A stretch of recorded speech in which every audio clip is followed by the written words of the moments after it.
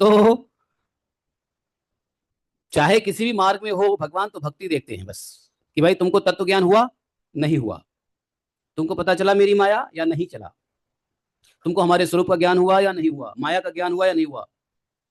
माया के स्वरूप का भी ज्ञान हो जाए तो भी भगवान की प्राप्ति हो जाती है, और जब भगवान के स्वरूप का ज्ञान हो जाए तो भी भगवान की प्राप्ति हो जाती है। दोनों तरीके से भगवान की प्राप्ति होती है। माया के स्वरूप को जान लेंगे तो भी, समझे, या भगवान के स्वरूप को जान लेंगे तो भी, दोनों तरफ से रास्ता भगवान की तरफ ही जा रहा है।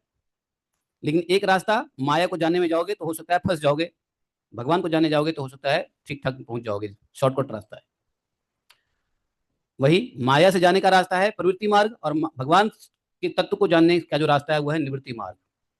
तो प्रवृत्ति मार्ग क्या है, बहुत टाइम लगाएगा, फिसलने का चांस रहता है प्रवृत्ति मार्ग में, लेकिन निवृत्ति मार्ग में फिसलने का चांस कम रहता है, रहता तो यहां भी है। तो देखो, ये सब बात यहां से निकल के आता है। परीक्षित जी को बोला कि जिन रानियों ने विष दिया था वे बाल हत्या के कारण, वो रानियां पता क्या हो गई, सबके शकल बिगड़ गए, सब श्रीहीन हो गई, सभी सभी रानियां श्रीहीन हो गई, वो अपने नजरों में ही गिर गई सभी रानियां, लज्जा के मारे आंख तक न उठा सकती थी।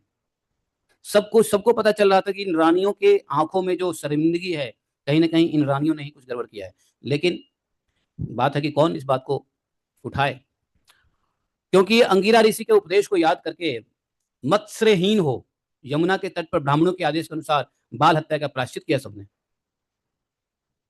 मात्सर्यहीन होकर के। तो अंगिरा ने, ऋषि अंगिरा ने उन लोगों को भी उपदेश दिया था शायद, कि तुम लोग को बाल हत्या लगा है तो बाल हत्या का प्रायश्चित किया जाना चाहिए, क्योंकि अंगिरा ऋषि को तो सब पता है। ये तो जब जब जब चित्रकेतु जी को दिया था वरदान, यही बालक तुमको सुख और दुख दोनों देगा, तो अंगिरा जी को पहले से ही पता था। तो अंगिरा जी बता सकते थे चित्रकेतु जी को ना, इस बच्चे का ध्यान रखना, कोई जहर न दे। नहीं बताया अंगिरा जी ने, क्यों बताएंगे, क्योंकि विधाता के लिखे हुए में आर नहीं बननी चाहिए।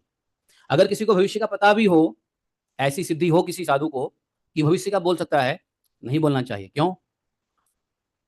बहुत सारे भविष्य वक्ता हैं, भविष्यवाणी करते रहते हैं। अगर वास्तव में जिसको भविष्य का पता है, अर्थात उसको सिद्धि है, तो उस सिद्धि का दुरुपयोग नहीं करेगा, भविष्य किसी को नहीं बताएगा, वो संकेत दे देगा, संकेत दे देगा बस, भविष्य नहीं बताएगा। अंगिरा जी ने संकेत दिया था बस, भविष्य नहीं बताया था।